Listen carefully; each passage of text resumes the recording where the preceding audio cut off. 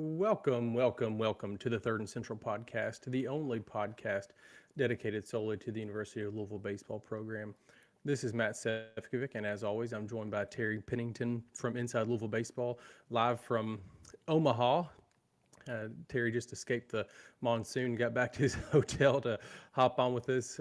If you're not aware, the game currently in Omaha between LSU and UCLA is in a rain delay. I think they did finish the bottom of the third, so going to the top of the fourth is when the delay started. We'll talk about that here in just a few minutes. But Louisville got a big W on Father's Day over Arizona. We'll talk about that. We'll chat about the loss to Oregon State on Friday night.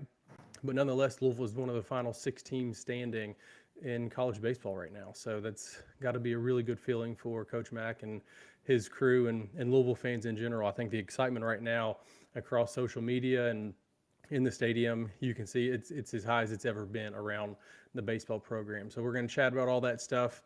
But Terry, before we jump into all that, you're out in Omaha. How's everything going out that way? It's been an absolute blast, man. Obviously, I've been here before. I came in 19, but I'm just really enjoying this. I mean, it's a different one for me, right? Covering it instead of just going to games or whatever. But some of the behind the scenes things that you're able to see have been pretty neat. Been able to attend practice and things like that on the off days, and um, see the guys kind of downstairs before they do their media stuff, see them in the locker room, all these kind of things in the hallway. So, on the field for BP. I mean, it's been a blast these last 4 or 5 days or whatever it's been so far, and I'm just looking to keep it rolling if we can here. See if they can hold on for a few more W's and extend this stay as long as possible. I know we talked about some of the stuff before you went out there, the little fan fest thing that they do. And have you got to experience any of that since you've been there? You've been more focused on, yeah. How's that been? Oh, so fun. I love going over there. Like, you know, um, first off, I mean, there are just so many things. You want you see things and you want the things. You know what I'm saying? Like, here, take my money. Here, take my money. There's a lot of things that are definitely not for me. There's a lot of like there's bats, there's gloves, there's booze for all these different things that make jerseys. And then there's a lot of stuff for kids, right? Which is awesome. I love seeing that. And I love seeing all the kids around get to interact with all the different things. And some are buying bats, some are buying, you want all these bright colored shorts that look like ice cream and have sprinkles on them. All these kind of different things. Or one looks like a bomb pop or whatever. So. I have seen a couple pretty sweet fungo bats out here that some teams have the bomb pop fungo bat. That thing is amazing. But no, I mean that place is so fun. I mean, so many shirts, hats. Uh, I mean, you can get different things like sewn. They have little patches they make. They'll sew them right on your hat, right there in front. I mean, there's so much cool stuff. The food. I mean, I tell you, I keep running back to this lemonade slushy stand that's just been taking all my cash. So just it's been a blast. The key is to go over there during another game that's going on because that place Yeah. empties out when everybody comes in. When the SEC teams are playing, everyone's in there. So that place kind of empties out a little bit today. So I spent some time in there today again. Between the Arkansas game with Murray and then the LSU UCLA game again. So it's just kind of a fun place to pop back through, and it's fun to see some different guys from some different teams, going through there, and everyone always stops and signs all the autographs all the kids want. It's a really cool experience. Now, I don't know if you're a collector or not. Have you been to the Stadium View Sports Cards shop to stop in and see Greg? Have you been in there? Oh no, You know I what I'm talking haven't. about? So it's an old school. The guy's name's Greg. He owns a place. He gives if you buy something, I think he gives you a beer or something like that. Oh, And he's given away like 75,000 beers like over the years in Omaha. I'll send you a link. I'll find something. But I've actually messaged back and forth with his daughter because he's got tons of. It's just all Omaha memorabilia for over the years, like all College World Series memorabilia. Dating back as far as it can go. And if he's got something like you can buy it and they'll ship it to your house. So I've talked to his daughter about a couple of Louisville things that they've got from past years. But anyways, everybody that goes there says the place is just really really cool. So just another kind of hidden gem out there in Omaha to check out. So glad you're having a good time. But let's kind of chat over, change over direction, and talk about the games a little bit, kind of where we are. Obviously, the two brackets. Coastal Carolina is cruising in our bracket. They're in the uh, winners side of the championship bracket, and they'll face the winner of Louisville and Oregon State. Whoever wins our game tomorrow will have to beat them twice to advance to the College World Series, the finals.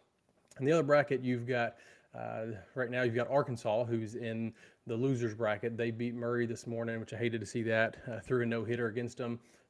Did you stay and watch that game?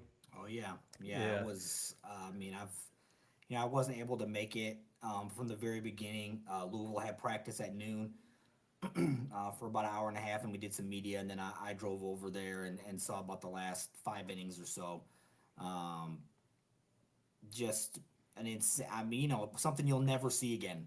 At that that hasn't happened in 65 years here. So I'm 42. I'm not going to be around 65 more years. So and I hope I'm not, to be completely honest. So that's it was just kind of one of those performances like there were a couple crazy things. I mean, obviously, he's got the perfect game going into the eighth and hits the guy, and then has no problem from there on in that inning.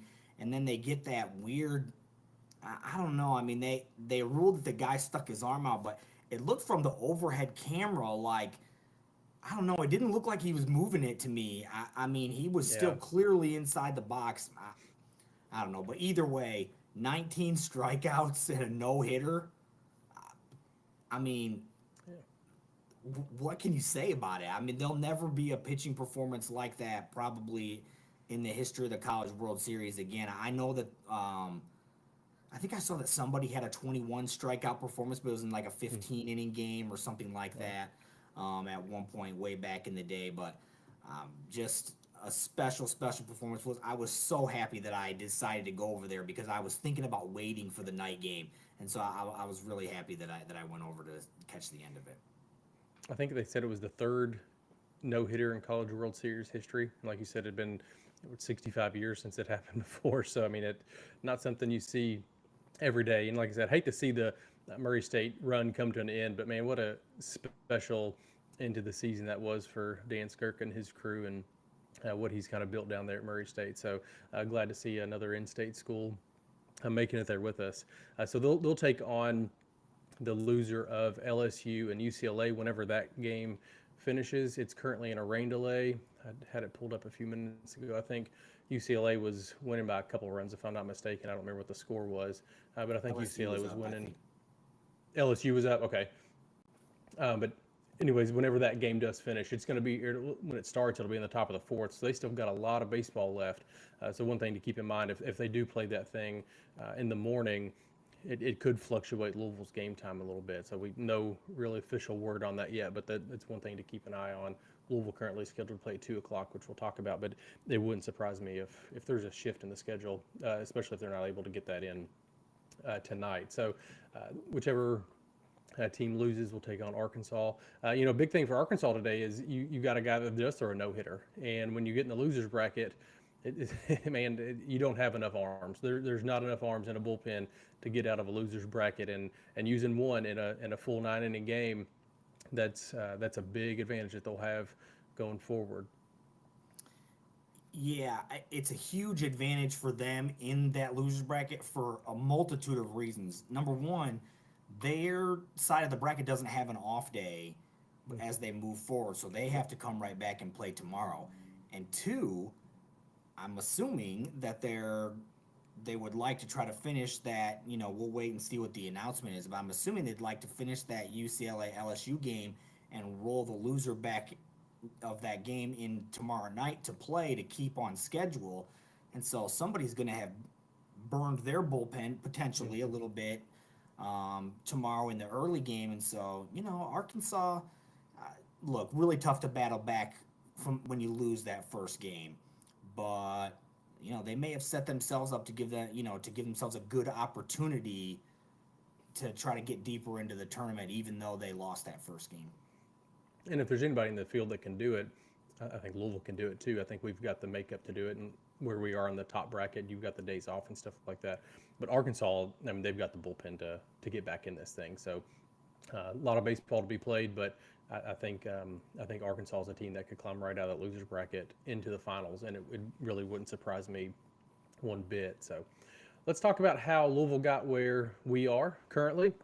Obviously, we took the 4-3 loss to Oregon State on Friday, and that game it really just came down to pitching. I mean, 7 runs in a opening game in the College World Series.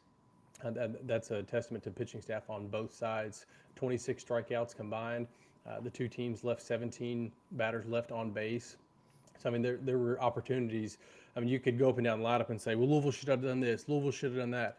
Well, Oregon State should have done this and Oregon State should have done that. But our pitchers, they executed just as well as their pitchers did. So, I think there's some give and take there. You can't say that Louisville had 5 opportunities that they should have scored at some point in the game. So did Oregon State. It's just part of baseball. When you've got good pitchers on the mound, that's kind of the result that you're going to see. But they both had opportunity to put up crooked numbers. But Forbes delivered when we had to. Their dudes delivered when they had to. In the 5th inning, Louisville had runners on second and third with 1 out, couldn't score a run. The 6th inning, Oregon State had the bases loaded with 1 out. And if we field the double or the ground ball cleanly, they don't score at all. They do score 1, but then West strikes out the final 2 to really limit the damage to 1. So that could have been a huge crooked number there. Louisville stranded a couple more in scoring position in the 7th. It was back and forth like that the whole game, and there were just 2 really good college baseball teams battling out in Omaha, and that's really what it came down to. So fast forward to the 9th inning, Louisville was trailing 3-1, and it was a kind of a wild inning there in the 9th. Rose tripled to start the game or to start the inning. Tague drove him in to cut the lead to 3-2.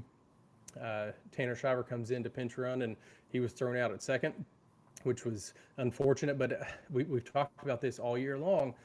That's part of the style that we play. That's the aggression. That Damon Dahl is going to take those chances.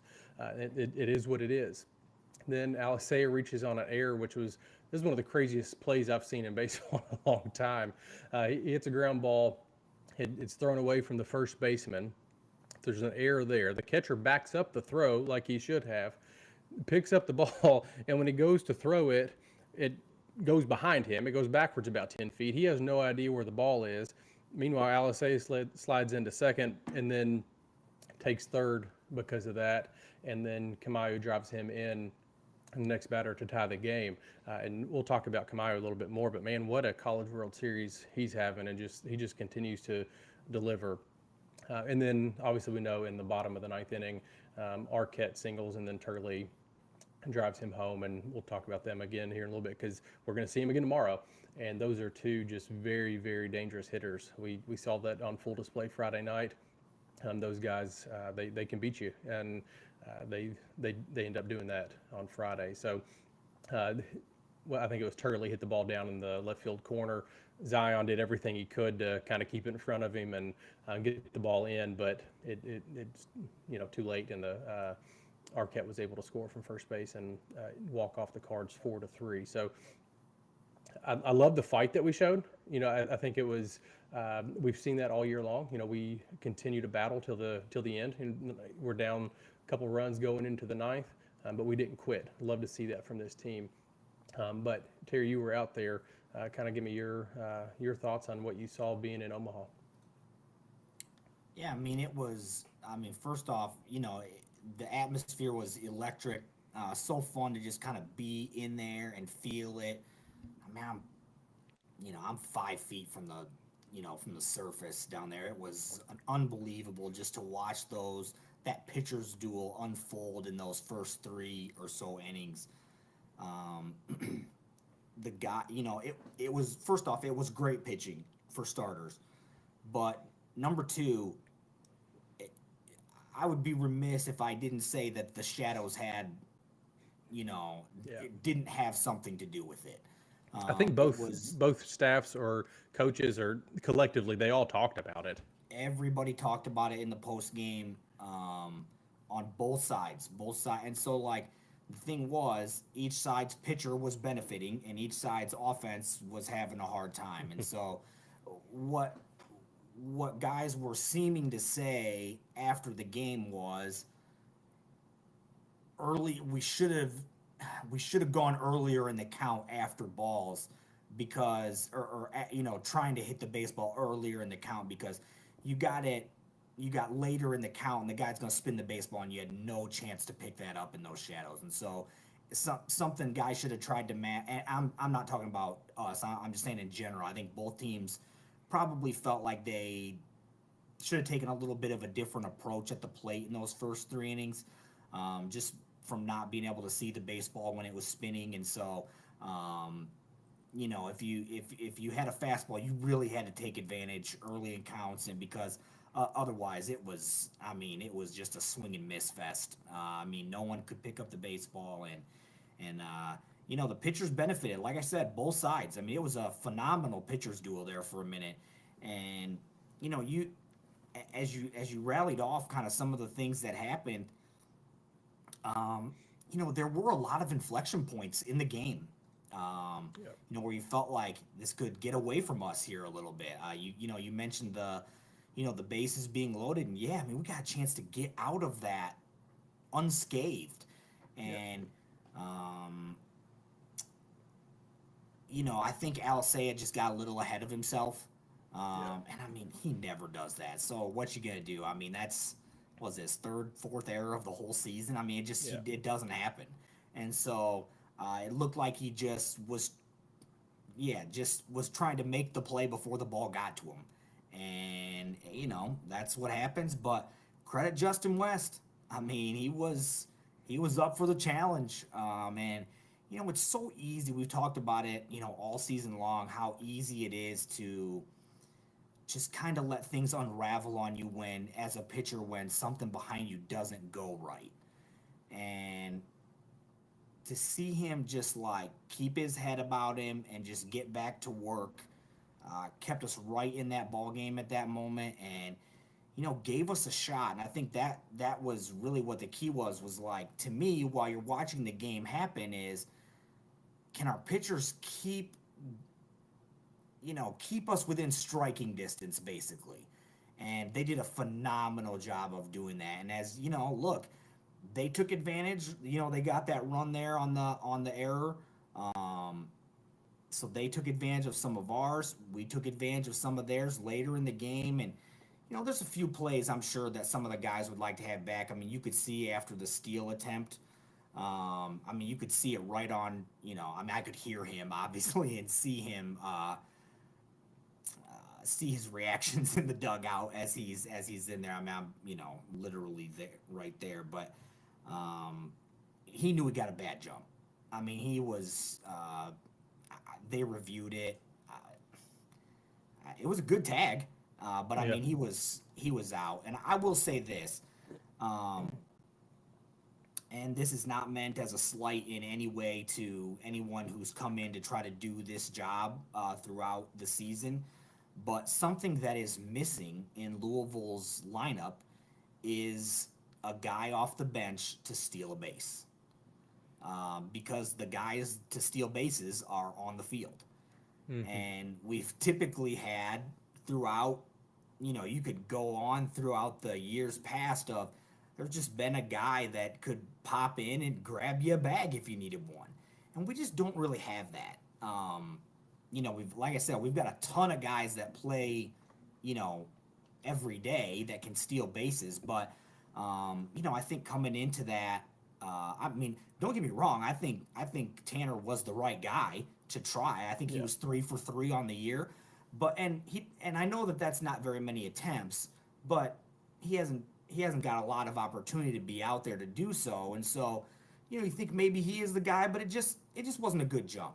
And so that is something that's kind of missing, is just an extra guy that's just a burner to be able to get you a base. Like I said, we've had that in the past, and so I'm sure that'll be something that they take a look at going forward. But because that could have been that was a big run, obviously, at that point in the game, especially because the way the rest of the inning happened to unfold.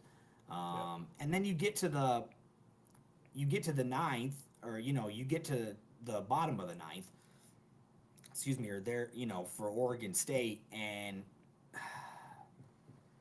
you know, there.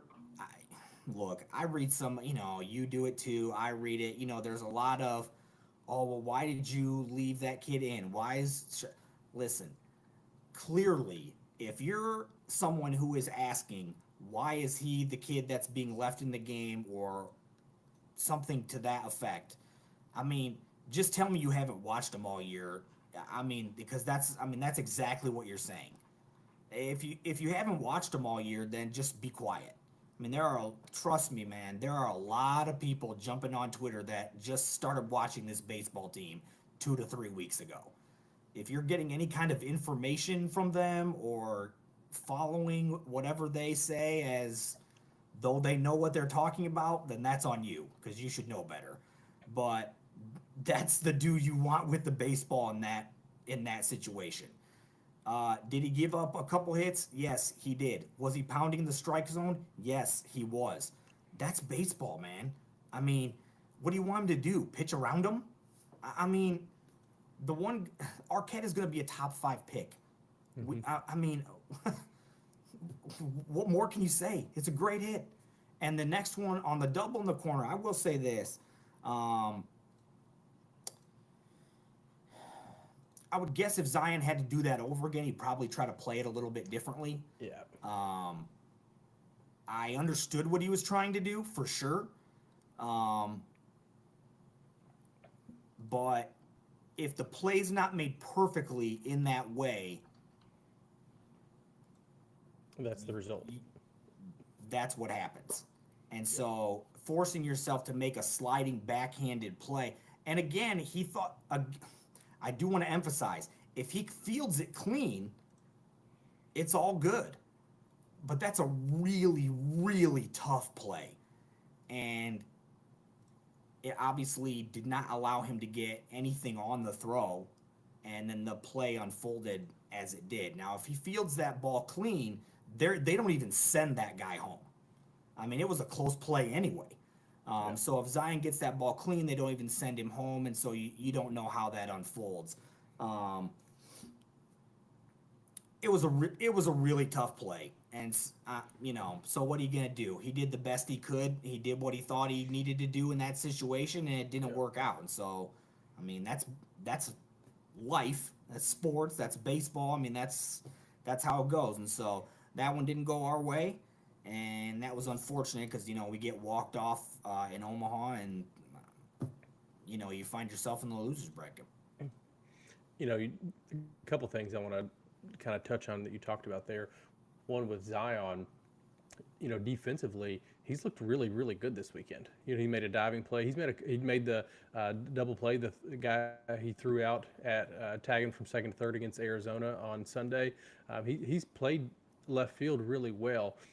But yeah, that ball, if he doesn't field that cleanly, that's going to be the result. There's one or two ways that's going to go. But it's a tough ball either way. Down in the corner, that's a tough ball to play regardless of how you approach it. Another thing I want to touch on is Schweitzer. You talked about him.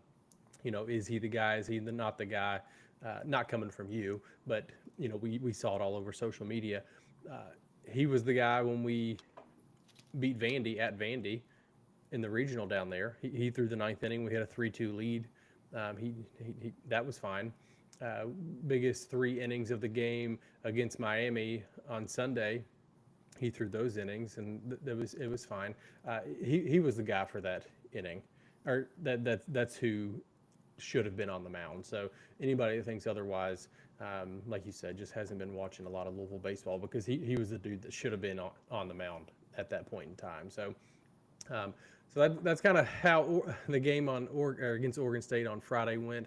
Kind of tough luck, but like you said, or like we talked about, both teams had a chance to blow the thing open a couple times, but the pitching staffs were kind of the name of the game on Friday, which you see that a lot in Omaha. So let's flip over to the Sunday game, elimination game against Arizona after they got beat by Coastal Carolina, which was kind of another wild game. And it was funny.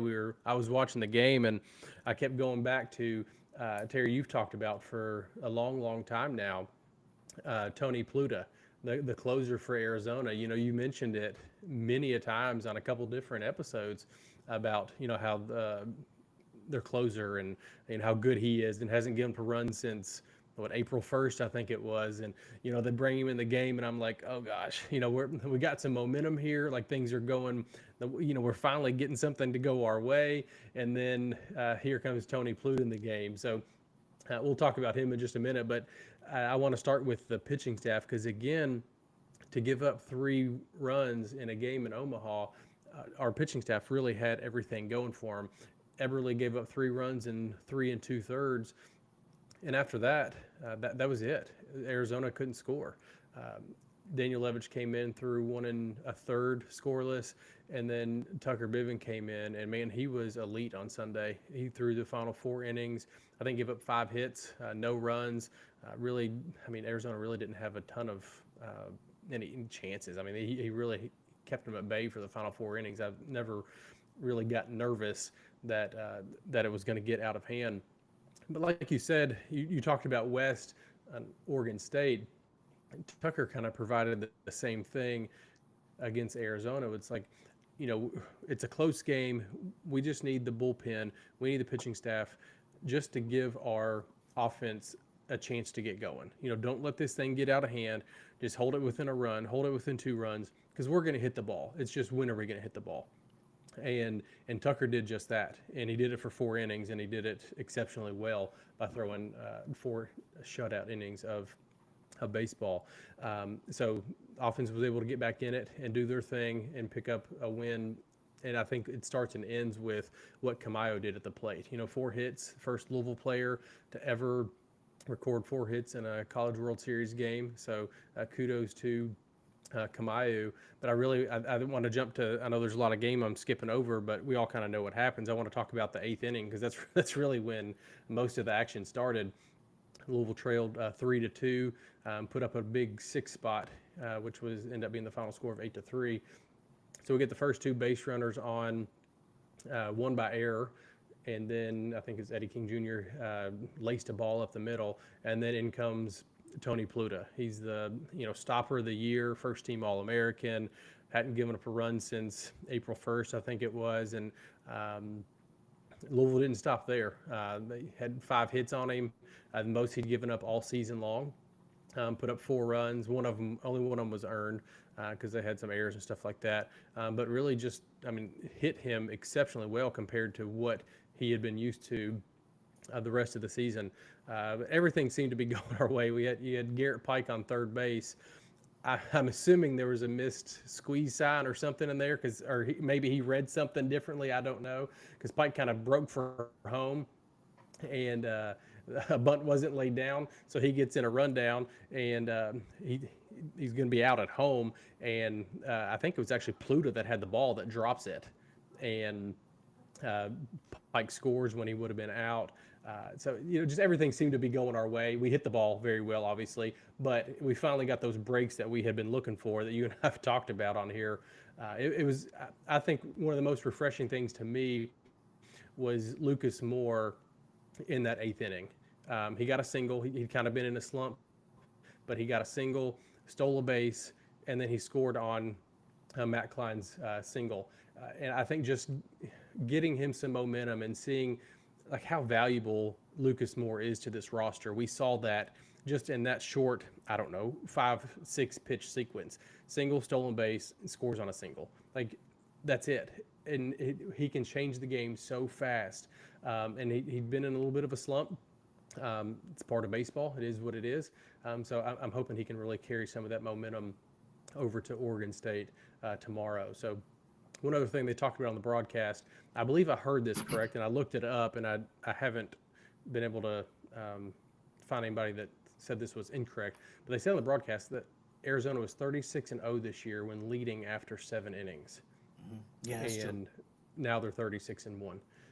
They were tied with Coastal a couple nights before after 7 and lost. But this game they were leading after 7 and lost. So 36-1, and Louisville was the one loss. So again, I just said it a few minutes ago about the Oregon State game, but kudos to the team for battling. They could have easily just kind of rolled over, weren't able to get any momentum going, and then Coach Mack kind of got into him a little bit. If you haven't seen that speech that he gave, was it the 6th inning, I believe? Yeah, I think it was the 6th. If you haven't seen that speech, go find it on Twitter. You'll find it somewhere. Or if not, we'll try to throw it out there on the timeline. He kind of got after him and just told him what the approach needed to look like. We're not going to wait until the 9th inning. We've got 4 innings, and we're going to do it now. And it was that's just classic Coach Mack. Kind of getting after him, and he talked about that quite a bit in the post game. So I'll let you talk about that because I know you were in the room with him when he was discussing a little bit. So what was it like being out there and kind of being close to the action when we made that big run in the 8th? I'll circle back to it in just a second, but in the post game, that was my question actually in the post game, and it was just kind of funny because the way he answered it, I couldn't tell if he didn't really appreciate that I asked about it. Now, he got a lot of love online for his answer to me about the thing was, it was made this really big deal on TV, and social media had obviously picked up on it and things like that. I figured it deserved a question. I mean, it was clearly a talking point. Yep. So I went ahead and asked. I was actually the last question in the press conference, so I'm glad I did ask it because it did get some people seem to really appreciate his answer. He didn't tell me afterwards that he didn't like it. So, but I just kind of his demeanor, I just wasn't 100% sure that he appreciated being asked about something that he, he was getting after him. And I don't know that you always love when a camera's in your face when you're, coaching them hard. But that's the thing about coaching is and he mentioned it, there are times when you put your arm around somebody and tell them, hey, it's okay, we're going to keep going. It's, whatever, the approach, we'll stick with the approach, whatever it may be. But there are times when you've got to get after them. And again, I've talked about this a couple different times on here. It's obviously a completely different level, set of circumstances, any of those things. But I did coach track for a number of years, and the one thing that I always was very aware of was I only have so many times throughout the season that I can really get after them, and they'll know I mean business. If you're someone that is always a yeller, they're going to just tune you out eventually. And it's not effective. Yeah, and so and look, this goes for work, anything like, if you're a manager of something or whatever it may be. I mean, I'm sure we've all been in had jobs in our life where, our boss probably didn't really understand that each person needs something different at different times. And so, this was one of those times that, look, he'd seen and had enough. And if they didn't change the approach, they'd be home in Louisville right now. And so, it was time for them to just, they weren't getting it, and it was time for him to make sure they got it. And so I thought it was awesome. So that is why I asked. But, as far as the whole game goes, you're right. I have talked about Tony a lot or several times throughout the year. He's spectacular. There is definitely a part of me that feels bad for him, that he's just so great all year. And, you kind of get to this moment, you get your shot right to kind of just shut it down. And look, they were asking him to get 6 outs. The funny thing was, so throughout the game, I was kind of trying to change them. I was trying to do anything I could, which I know is zero, but just in my own brain to try to change them. I was moving around. I watched the first 4 to 5 innings down by the dugout. Then I went up and sat in this hot sun for 2 innings. Then I went up to the concourse. The concourse seemed to work, so I stayed in the concourse. But When they went, when they first went to the bullpen, I thought they might go to him right away. I thought they really might try to have him get 9 outs because it's do or die, Yep.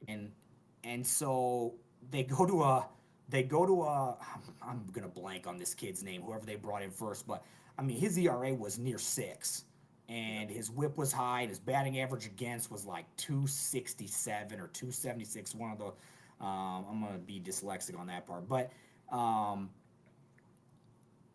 I felt good about that matchup, and it was working out. I mean, they got we get a couple there, and we're working our way back, and you could tell like that was a favorable matchup for us. So they finally go to them, and you know it all starts. The whole inning starts with the error, and it often does, Hmm. honestly, in college baseball, and more often than not at this level where now granted there he is a phenomenal pitcher, so he's got a better chance than most to be able to pitch around a leadoff mistake or a walk or whatever it may be hit. But the way it started unfolding, with the Eddie's ball was a good clean hit, obviously, but then um the blue pits, and I mean those kind of things just have to make you so frustrated as a pitcher. And to give you guys just a few numbers about how good he was throughout the entire year, just so you know, it's not. I mean, this is absolutely insane. For the year, in 36, I think, .1 innings of work, he'd given up 23 hits. The whole year, 23 hits. 7 walks the entire year. 7 walks. I mean, I don't want to say anybody's name on here, but we've got some pitchers on our roster that walked more than 7 dudes in a game this season.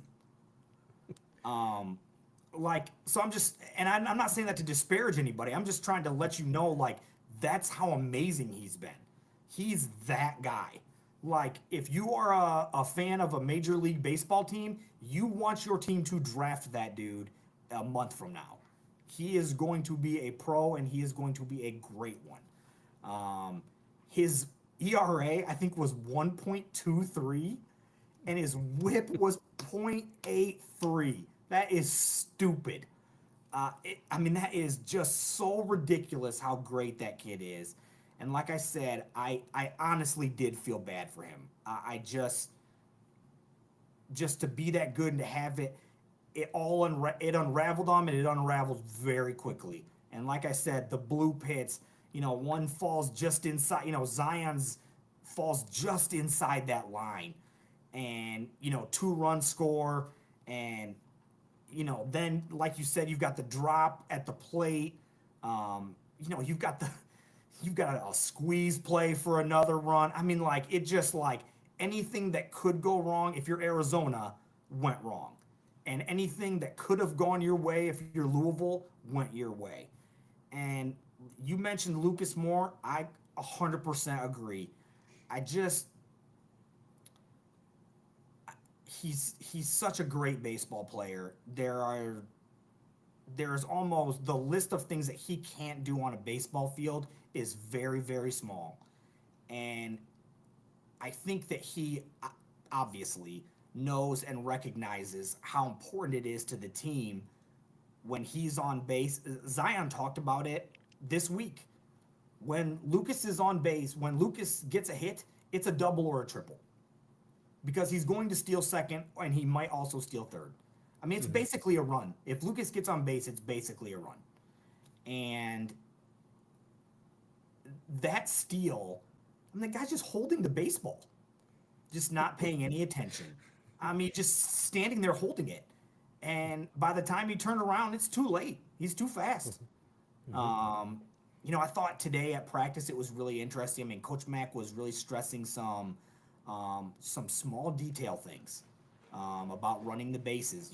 They really worked on uh, when running to first, staying in the running lane. Do not be inside that baseline running down there, so you get any kind of obstruction call. I mean, those are, those type of little things. Just everybody ran down to, sprinted to first base, running inside. I mean, he had everyone do it except for the catchers. They had their gear on. Everyone did it. It's just to re-emphasize some small things, because if you get caught, like just in that situation, you get caught just not paying attention one time, you don't want to be on this stage. And I don't want to say we were lucky, because we made things happen and we forced the issue, and Arizona did not respond well when faced with that pressure. And so there were some huge hits. You talked about, I didn't even mention Kamayu. I'm talking way too much here, but he had a couple plays defensively on Friday night that he probably would like to have back, because they're not errors, but he probably thought he could have / should have made that play. Lose the ball on a transfer. We got beat behind the shift at least twice. I was going to bring that up. Yep. The shift burnt us. Now, it did get us one time because he caught the liner behind second base, but the shift hurt us more than it helped us on Friday night. 2 of the 5 hits Patrick gave up, I think, were behind the shift. And 2 more were infield singles. Yep. I mean, they weren't hitting them hard or anything, but anyway, I'll stop talking. But it was awesome. It was magic. Tucker Biven was nails. I mean, I could go on and on, but I'll let it get back to you here. No, it was definitely a fun game, and a couple things. You talk about being in the base paths, and nobody did anything wrong. Kamayo I think they were trying to pick him off second base when he got drilled in the back with that ball. That looked so painful. For that moment, I was so glad that I was sitting on my couch and not playing baseball, because man, that looked like that hurt. He's definitely feeling that one today. But there was another one. I think it was Alisea bunted the ball. I believe it was him. And he's running down first base line, and the pitcher kind of fields the ball and kind of trails behind him and has to throw it to first. And Alisea he's in the baseline. He's where he's supposed to be. He wasn't out of the baseline by any stretch of imagination. But the pitcher really had to go loop it up and over Alisea to get the ball to the first baseman. And at that point in time, he just couldn't, because he was too quick. So teaching those small things, it really does pay off, because one mistake, if you're to the left a little bit or to the right a little bit, that plays a little bit different. He's out, or it could be obstruction depending on where he's standing, because he's out of the base path. So teaching those small things is something that Coach McDonald has always done, especially when it comes to base running, and you see it pay off time and time again. Another thing I want to touch on, we talked about Tony Pluta, and you could talk about him all day long. He made 30 appearances this year, and in his 30 appearances, he gave up earned runs in 3 of them, and one of them was Sunday. That's it. Just if you just go look at his stat sheet, if you haven't looked it up, I hadn't seen him throw a ton before. I saw him throw a little bit in the NCAA tournament, but regular season, I think he threw a third of an inning against us down in Arlington. But outside of that, really haven't seen him. But if you just go look at his stat sheet, and you'll absolutely be blown away, because the guy's an absolute superstar. So I'm glad we were able to pick up the W and continue this thing. But that was a fun game, and that sets up a rematch with Oregon State tomorrow. For now, scheduled for 2 p.m. I just looked and I haven't seen anything change. So as of right now, we're still on for 2 o'clock as a rematch against the Beavers. I think I forgot to mention this, and obviously you all are with us, so we're live. If you've got anything you want to talk about or chat about, drop it in the comments on here on YouTube, or on X, Twitter, whatever we're calling it these days, and we'd be happy to talk about some of those things. So one thing that's coming in is who we're expecting to see pitch tomorrow. That's something I was going to get to here in just a little bit, but since we're talking about Oregon State and the game tomorrow, I think most hands, I don't want to say all hands, most hands are on deck tomorrow. You've got cuts. You got Peter Michael, Daniel Levitch is available, West is available, Schweitzer's available. I looked earlier. Neither coach has announced publicly who is going to start for the team tomorrow.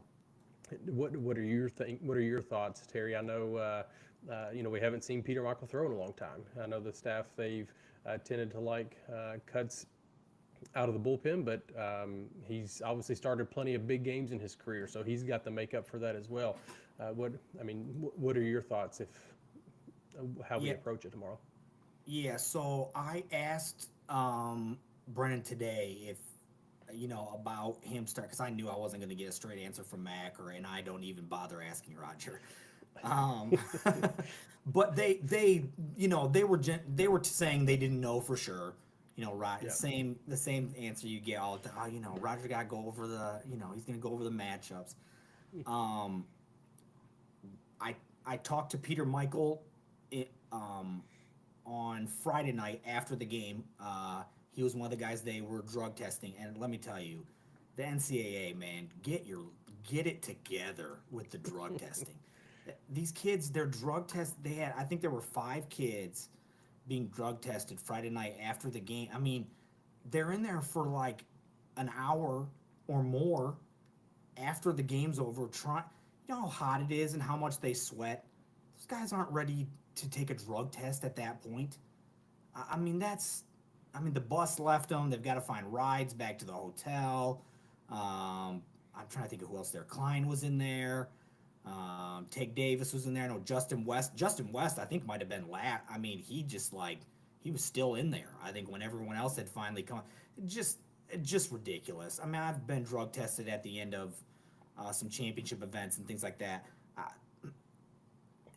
That's ridiculous. That setup needs some work. But I'm sure no one from the NCAA is watching this right now. But I will say this: Peter Michael did say on Friday that he was told if they make it to Tuesday, he'd probably be the guy. That they'd probably toss him the ball. Now, Brendan Cutts told me today that he was told he would likely. It wasn't, they hadn't told him for sure yet, but that he would likely be first up out of the bullpen. You can definitely, I would say, you're going to see Cutts tomorrow. That is a guarantee. Everybody, I would say, except Tucker, and definitely not Forbes. Oh man, anyone else not available? I wouldn't think so. I would say everybody else is probably available tomorrow. And so, as you start to get into the tournament, Tucker only threw 50 some odd pitches. Was it 50 on the dot? Somewhere right in there. Yeah. Yesterday. So, you could see Tucker for a few innings. You might even be able to see him on Wednesday.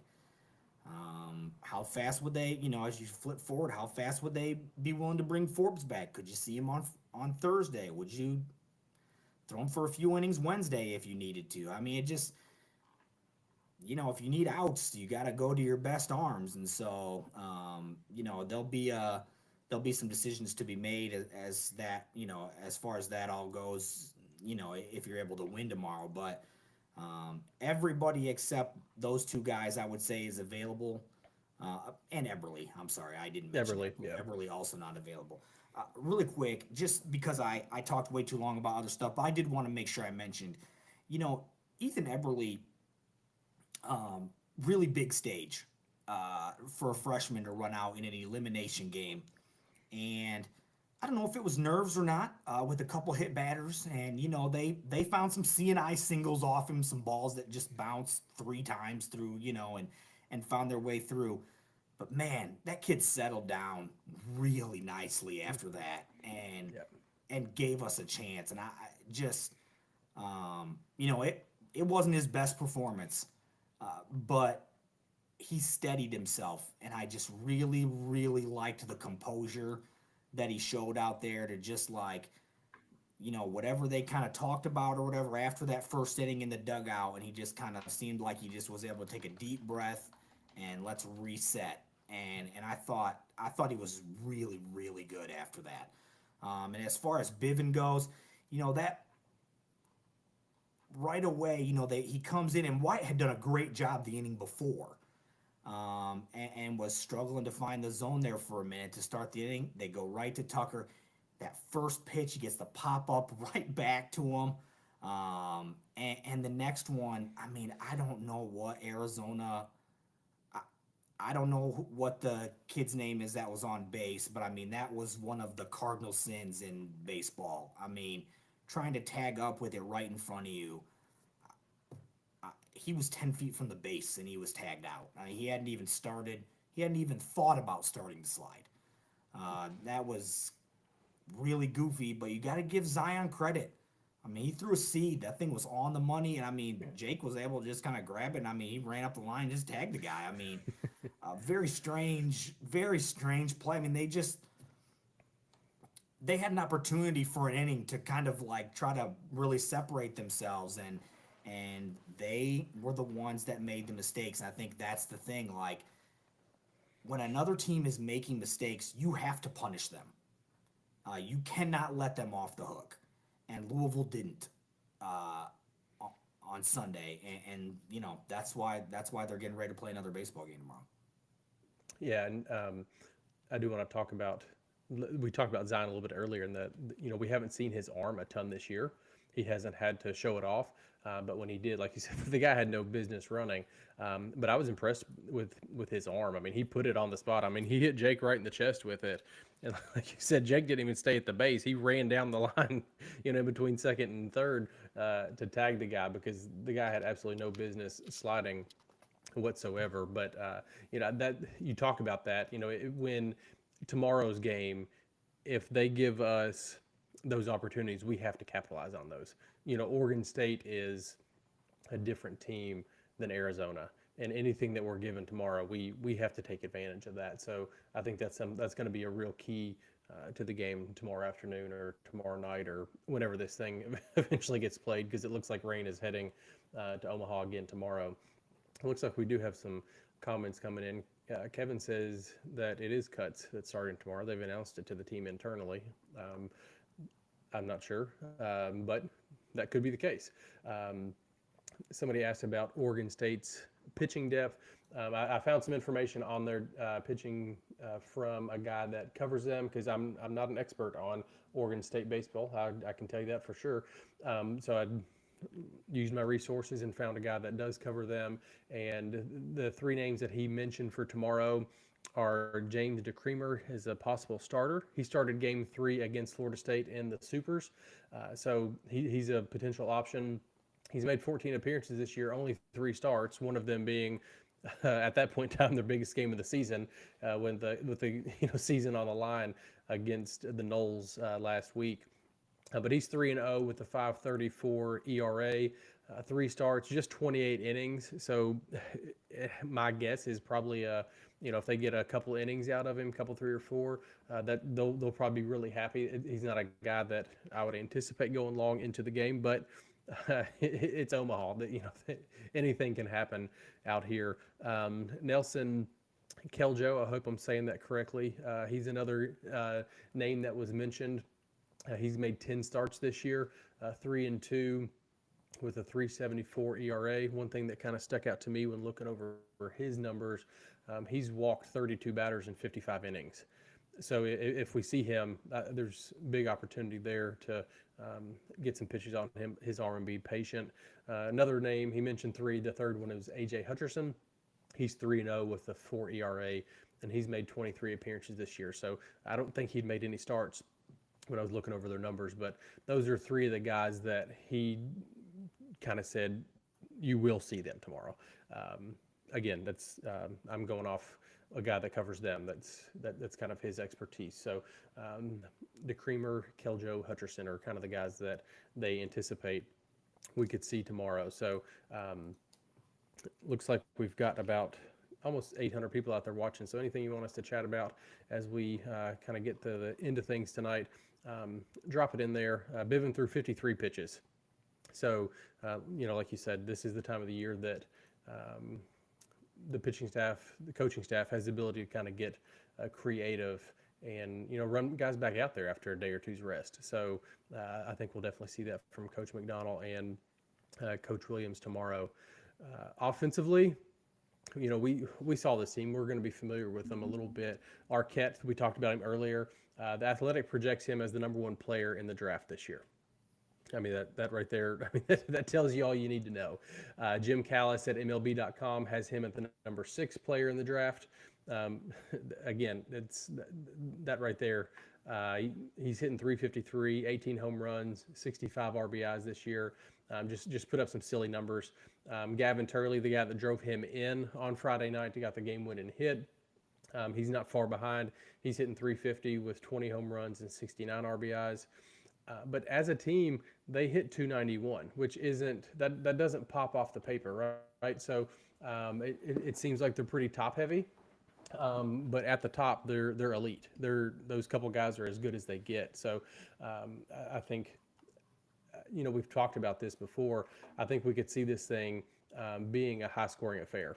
Bullpens are going to start getting depleted a tad, depending on what your starters do. This is kind of that time in Omaha that whoever's able to kind of weather the storm with their bullpen is who's going to continue to have success. And both teams have a long road ahead. At the way it stands right now, as long as the schedule stays current, you've got a Tuesday, Wednesday, Thursday game. If you keep winning, Louisville has to win Tuesday, then they play Coastal on Wednesday. If they beat Coastal on Wednesday, then they play them again on Thursday. So getting creative with the bullpen is kind of the name of the game at this point in the season. So, Terry, we just saw, obviously, Oregon State just a couple nights ago. It was a one-run game, and it came down to walk-off hits. So it's not like they dominated us by any stretch of imagination, and we had opportunities to put up some crooked numbers and win the game. How do we feel about the Beavers tomorrow at 2 o'clock? Yeah, I mean, look, they're a great team. A top 10 team. Yeah. Virtually the whole year, and deservedly so. And look, you got to give a lot of credit to their athletic director, to their head coach for the type of schedule that they were able to put together. I mean, they were virtually not at home all year. I mean, they played very, very few. Was it like 17 home games? I think it was like 17 home games, something like that. That's insane, even for a Midwest or a Northeast team.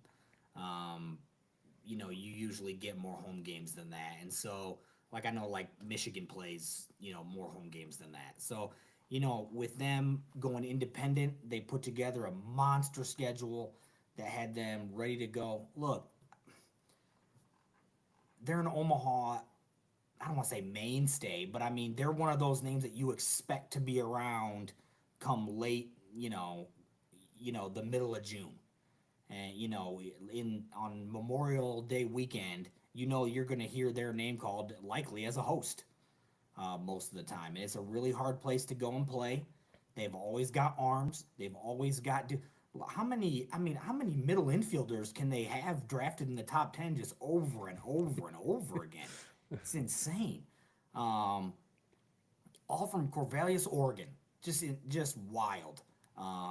So a hat tip to them to be able to continue to recruit at that level, to get kids to come up there, because it's not like recruiting down to LSU or Arkansas or Tennessee or those places. I mean, you've got to really sell your program up there. And so, look, they're great, and they've got some great arms, but they've thrown a few of them already, and there are some guys that are not available tomorrow for them, more than likely. Because you never know at this time of year what, if you might try to recycle somebody on just one day off. But they've got some dudes on both sides, whether it be, the pitching staff, whether it be in the batter's box. Look, as far as Arquette goes, you mentioned him, how good, we've talked a little bit tonight about how good he is. I mean, he wasn't great defensively the other night, and that was very out of character. I don't really know what he was trying to do on that one ball. It looked like he was trying to go to third with it, maybe. I'm not really sure. I thought that was a harder play. He made it tougher than it needed to be. The ball was hit pretty sharp at him, but look, he's going to make the plays. He's going to pick up hits. You saw him pick up the hit, obviously, in the 9th inning. It's a really good baseball team. But here's the thing. we're a really good baseball team.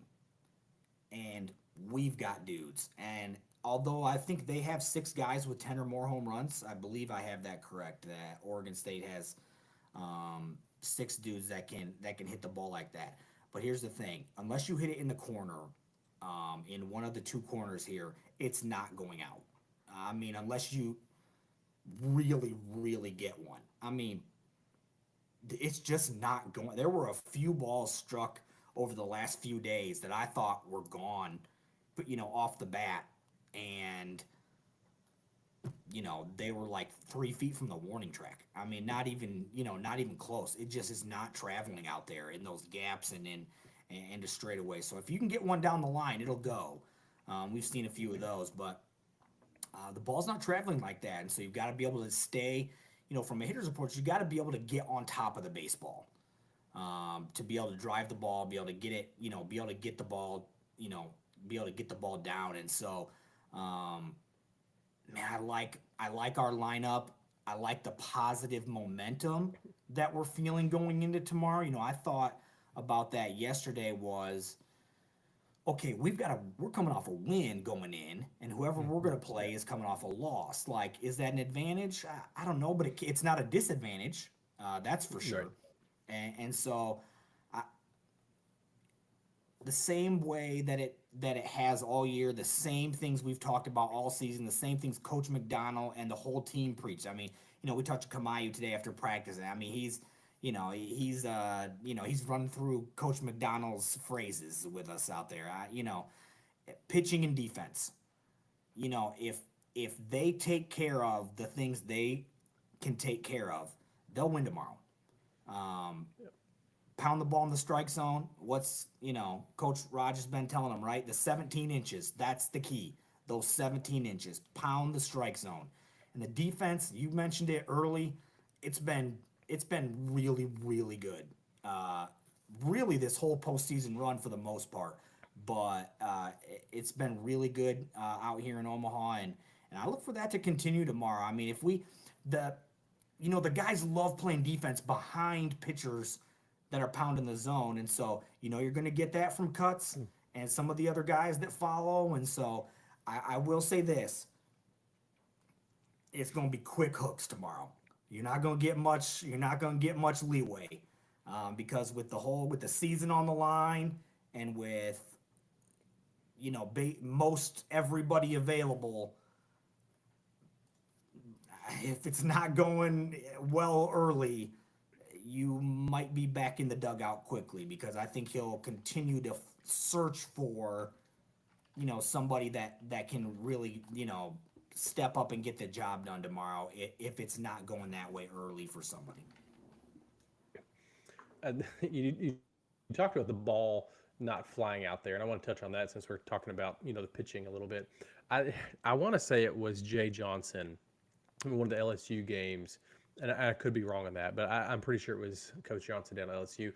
They're doing the mid-game interviews, which I'm not a fan of. It's cool because you get to hear from the coaches. I get that, but they don't want to do that stuff.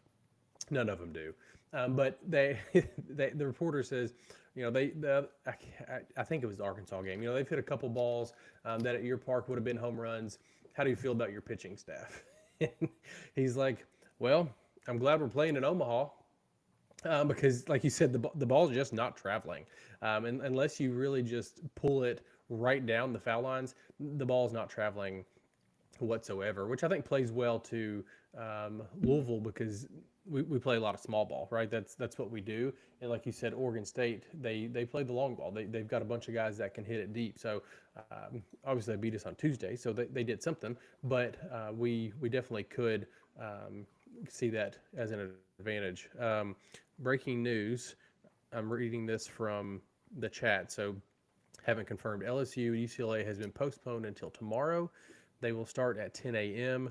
Louisville versus Oregon State will resume 1 hour after 10 a.m. That is in Central Time. So they'll play at 11 o'clock Eastern Time, and they've got, 6 innings to play, I believe. So they've got a couple hours of baseball plus an hour in between. So Louisville, let's see, Louisville maybe starting around 3:30, somewhere between 3 and 4 o'clock hour, if I had to guess. So, um, thank you to DeReal MVP for dropping that in the chat. Kevin mentioned this in the chat too, and Terry, I've seen a lot of stuff about, the lineup moving this, or moving this hitter, moving that hitter. He said, do you keep Zion at 7 and Pike at 8? When you look up and down this lineup, it's so hard because we've talked about this 1 through 9. This team hits, right? And if you move somebody up, then somebody's got to go down, and it, they just hit, the whole lineup does. So it's hard to move somebody up because who is going to get punished for to move down the lineup? I think in Coach Mack, one thing he tries to do is play splits. Left, right, left, right. You try to do that as much as you can. Obviously, you're not going to build a lineup directly around that, but you try to do that as much as you can, just to when you play those splits, especially later in the game when you go to the bullpen, they can't play those splits as much.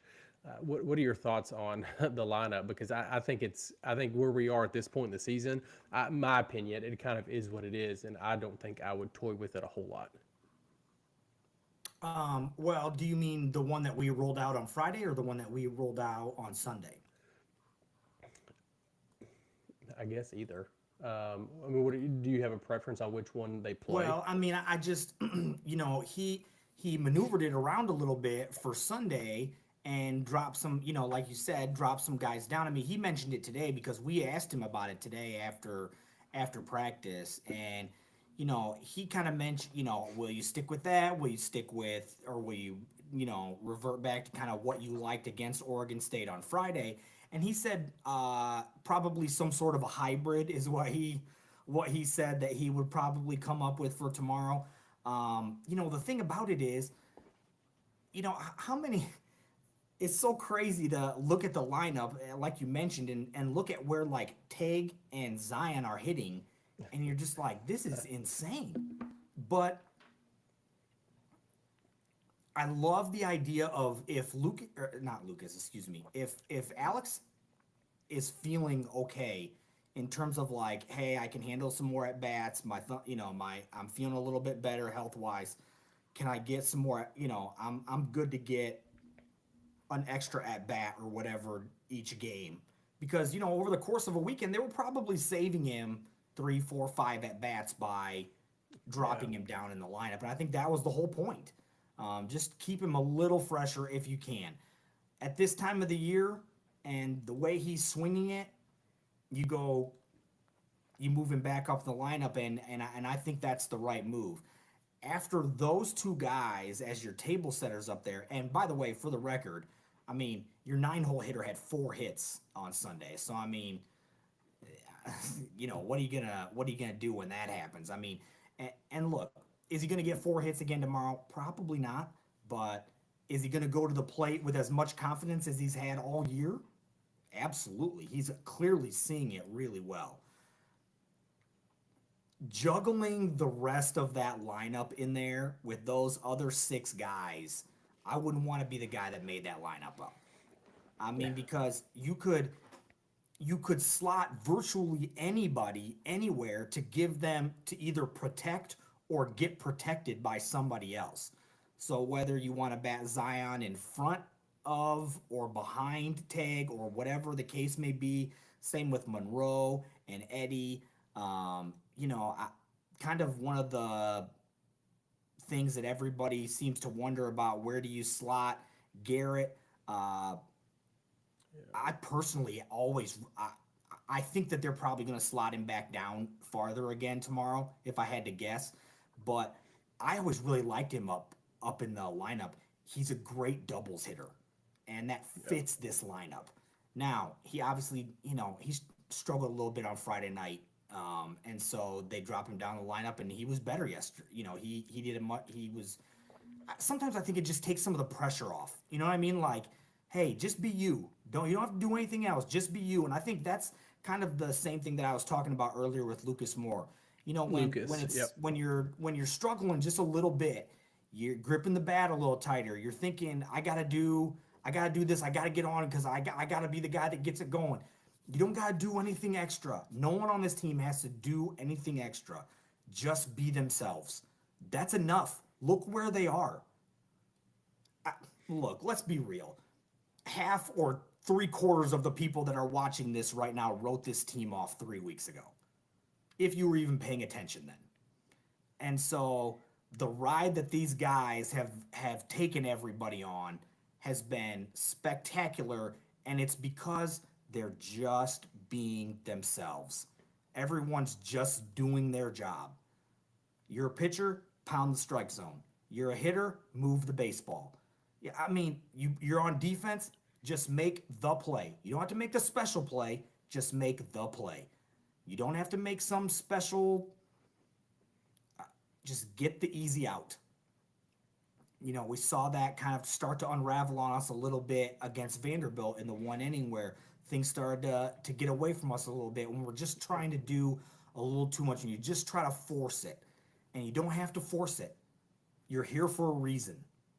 Like, you're one of the best 6 teams in college baseball. And I'm going to tell you right now, I'm not willing to listen to anybody tell me that this is some kind of Cinderella run or anything like that. This is a team that proved it all year that when the lights are on, they're ready to roll. How many times do I have to talk about them playing on national television and what their record is? They have like 3 losses on national TV. They're like 14-3, 15-3. I lost count. When the lights are bright, this team shines. And is it going to equal a win tomorrow? I don't know. I hope it does. But I'll tell you this. I think you're going to get their best baseball tomorrow. And that's all you can ask from them is let's go out, let's play our best. And if it's our day, it's our day. But that's what's weird about baseball. In a one-off, who knows? I think we've got with Oregon State's 2 frontline pitchers not available tomorrow. I feel good about it. No, I think 100%. I agree with you. I'm not going to come on here and guarantee that Louisville's going to win the baseball game tomorrow. But offensively, we're going to do enough against their secondary pitchers, in my opinion. I think the Sunday, what I would kind of correlate this to, the Sunday game against Florida State. So the game 3 of the Super Regionals, I think they gave up 10 runs. I think they won 14-10 or something like that. So that tells me right there that Louisville's going to have the potential to score some runs. I'm not worried about that one bit. Like you said, you're going to see our best baseball tomorrow. And this team, they continue to perform against the best teams on their schedule. They won the series against Florida State. They won the series against UNC. They went down to Arlington and went 2-1. Like they just continue to play their best when they're playing against the best. So I don't think tomorrow is going to be any different whatsoever. And I'm excited to see what they do. And Coach Mack's going to have them ready to play, right? Like, the other night they lost to Oregon State, and Twitter was, Coach Mack can't win in Omaha. We get to Omaha every year and do this. And here's the thing: when you get to Omaha, you're playing the 8 seed in the entire bracket. Like, this is one of the top 8 teams in the country.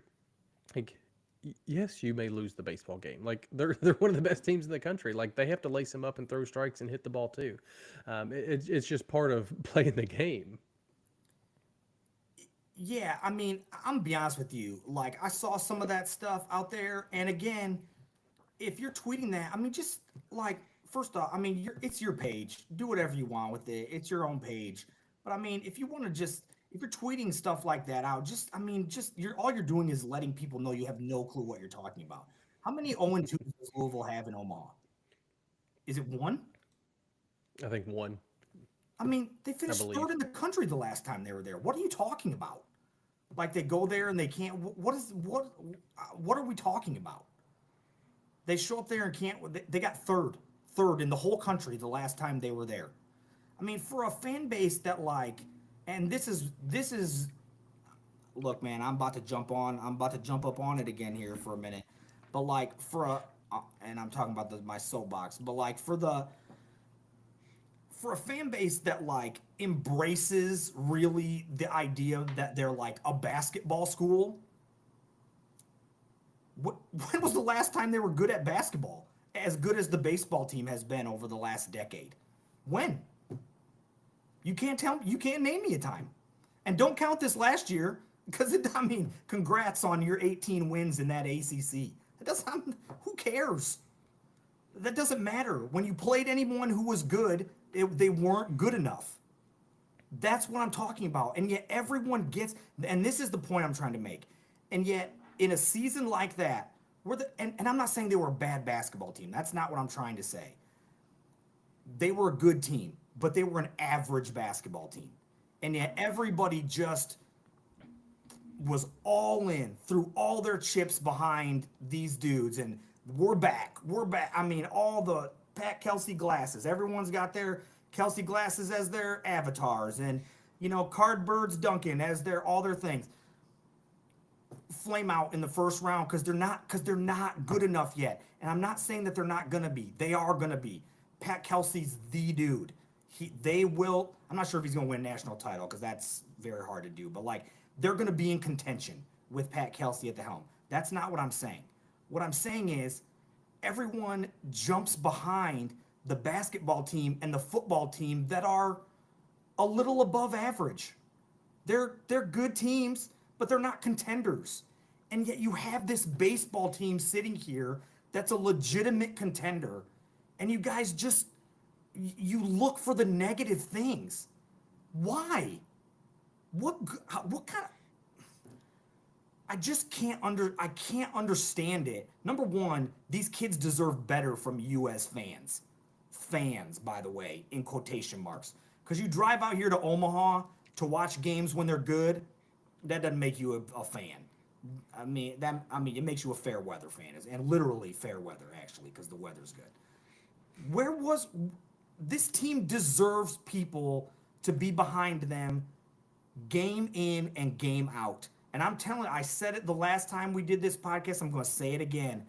This is not the end. However, they may win the national title. This isn't it. Wait till you see next year's squad. And we're losing dudes off this team. Klein, Forbes, Bivin, Monroe. There's dudes. There's going to be transfer. There's going to be all kinds of stuff. Wait till you see next year's squad too. They're going to be so good. The hype in the preseason next year is going to be through the roof. All of you who are all in on this team right now, be there for these boys next February when Michigan State rolls into town Valentine's Day weekend. Get behind these dudes. Head back to Arlington next year. These kids deserve it. You're willing to do it for the basketball and the football. Why not these kids? It's a better program. It's not even a discussion.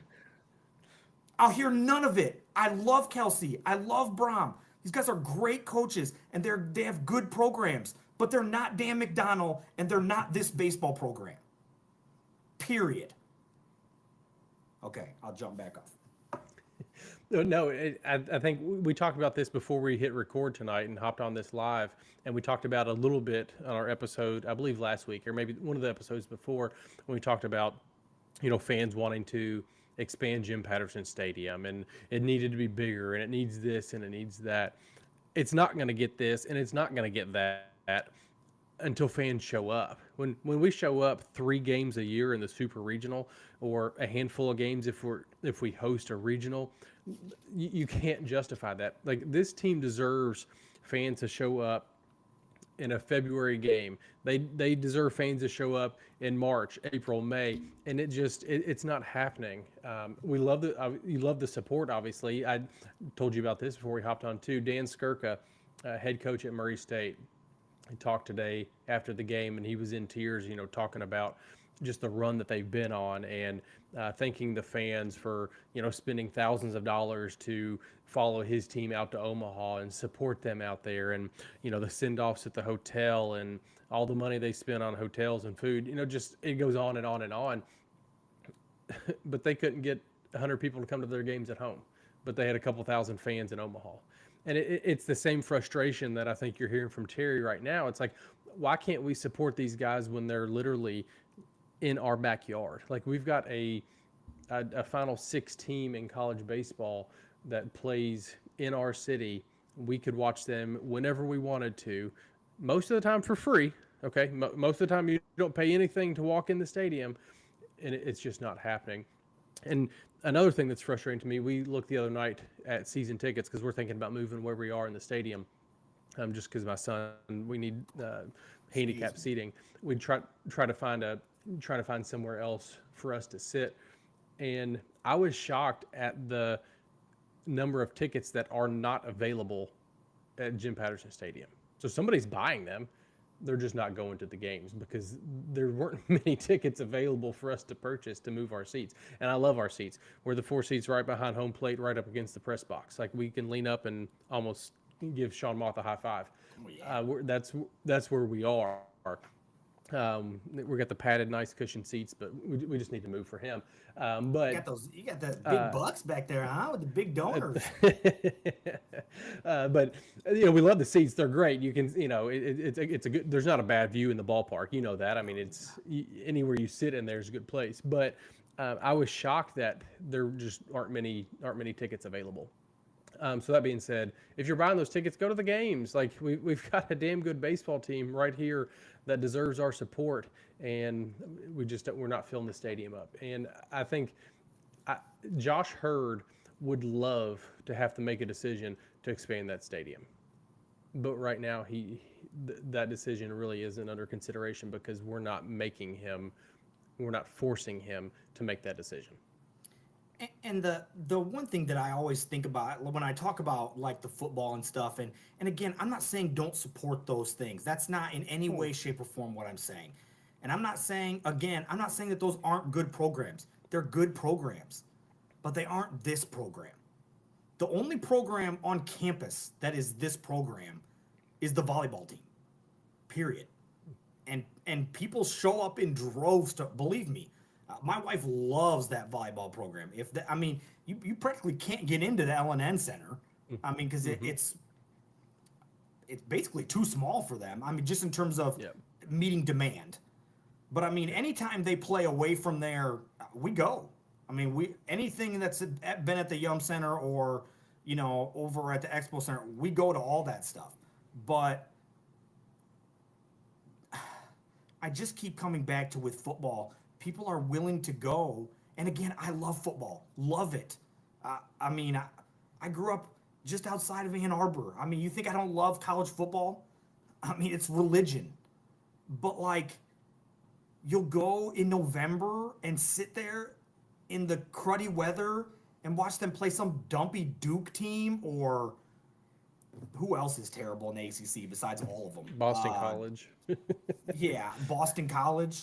Cal, some trash team, but you won't come out and watch you won't sit there for 3 hours and watch a top 25 team in the country on a Saturday afternoon when the sun's finally coming out in March, February.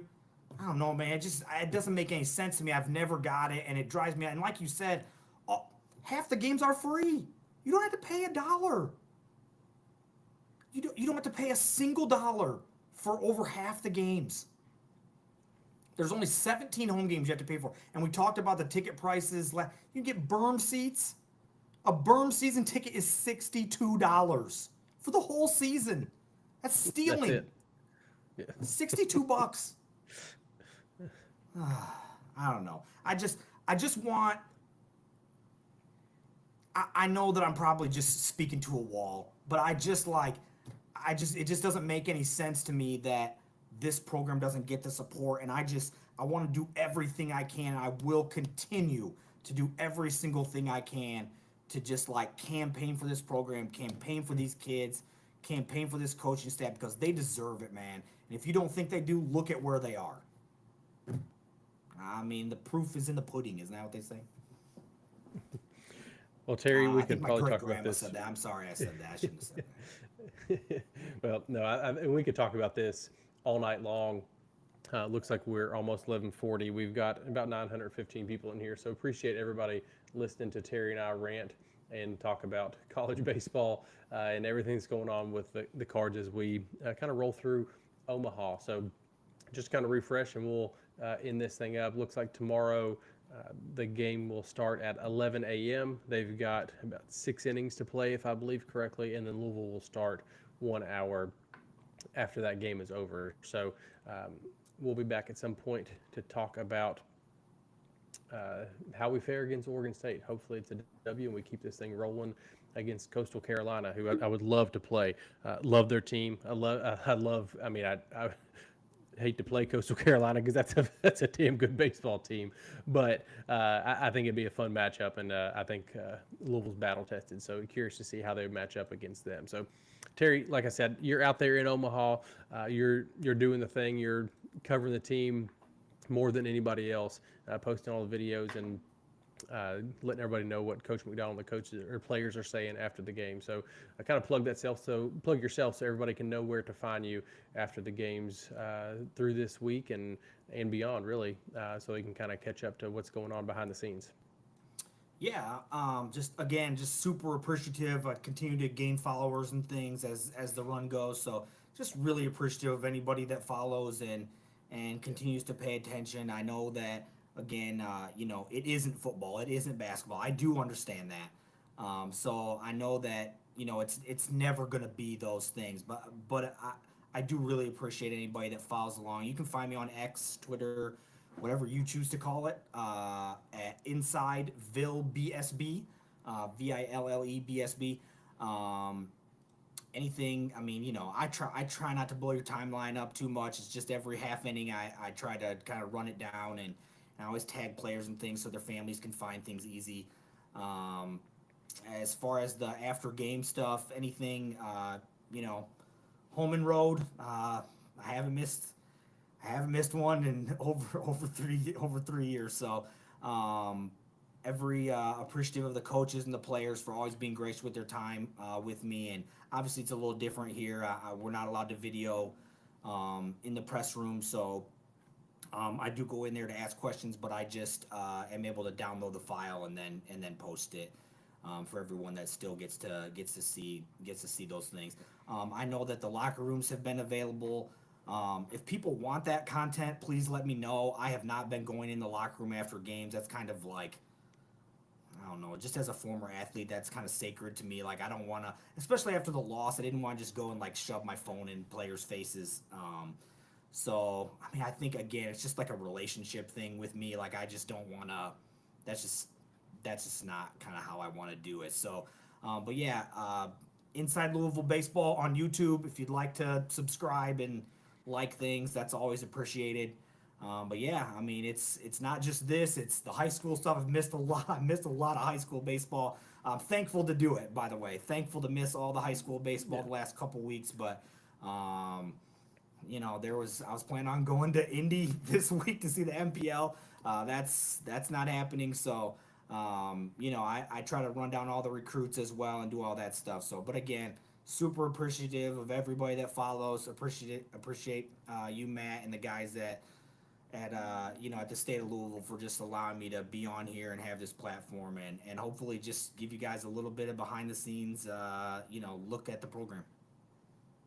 No, it's been great, and I think the common denominator of Louisville going to Omaha may be Terry joining us on Third and Central podcast, because the past couple of years we haven't had that fortune. So maybe you're exactly what we needed over here to kind of go on a little run. But you can obviously find us on Twitter at Third Central Pod. If you are out there listening to us, we appreciate you. It's almost 11:45 tonight.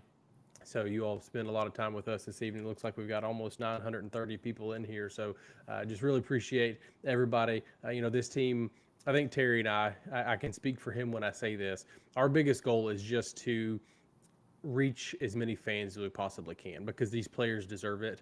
They put in a lot of work, and I think if we can reach more fans and just kind of give more insight to the program, what's going on, we have accomplished our goal, because ultimately that's all we want to do, is just increase the reach of Louisville baseball. Yeah, I just completely agree. I just didn't know if anybody had any last questions or not before we jet out of here. No, we didn't have anything. I was just went over to see. Somebody said we're 3 wins away from getting to the national title game, which is super exciting. And it's I hadn't really thought about it that way. My mindset is always just kind of next game, next game, next game. But yeah, when you put it like that, like that's pretty cool. Well, I will say, today at practice, so they wore their yellow shirts, the Tour de Defense Yep. shirts today at Yep. practice, and they wear those ahead of weekend series. And so Coach Mack was positioning this as a 3 game weekend series right now. So that's the Yeah. reason that they wore the yellow shirts today, and they were approaching it as that because that's what it's going to take to get to where they want to go. So that's the way they approached it today, just like that. So whoever said that, spot on, man. That's exactly how Yep. Coach Mack was thinking of it. And I mean, yeah, you got to win 3. I mean, and it all obviously it starts with 1, and I think that's a positive that like let's throw the kitchen sink at it because you got to win 1 to get to the next Yep. one. So I think they're in a that's not necessarily a bad spot to be in. Like Yep. when you might not get your best when you'd have tomorrow anyway. So I think we're gonna see the boys' best tomorrow. Yeah, and I think that's the most exciting thing to me is like we're one of the last 6 teams standing, and tomorrow you're going to see everyone's best. Like it because we can't play Coastal if we don't beat Oregon State. So tomorrow, I think all hands are going to be on deck except a couple that we mentioned. But outside of that, I think Coach Mack is going to coach his ass off, and you're going to see him hopefully press all the right buttons to get us into the game or the series against Coastal and push this thing into the championship. But I see a couple pillows over your shoulder, Terry, and I'm sure they're probably calling your name because I would imagine you're pretty exhausted after the past couple days that you've had. I made my bed just because I knew that might be on there. So I made sure that it was made up. I kind of organized my backpacks back behind me over here. So I kind of tried to make sure that it was cleaned up just a little bit so that just in case you could see, like in the one time when we had Milo over my shoulder at the Yeah. thing. So no animals here this time. Although if we do make it to the championship series, there is a potential that we could see some animals roll in. Some of my animals might roll into Omaha here to join the festivities. Hey, we're okay with that. And you may have more animals at your house than Louisville Zoo does. By the time they get done with this thing, they keep getting rid of the elephants. They lost a leopard the other day, so by the time this thing's over with, you may have more animals at your house than they've got. But I don't tell my anyways, wife that. She'll be out there trying to get them. well, we'll be back after. We'll have to chat and kind of see what this thing looks like because the next 3 days are going to be game after game after game. But we'll definitely be back at some point in time to talk about how the next couple days go and beyond because we're going to continue this thing into the summer. So hopefully we get a big W tomorrow and we'll be chatting about a Coastal Carolina in the days coming ahead. But in the words of Sean Moth, we will see you at the ballpark.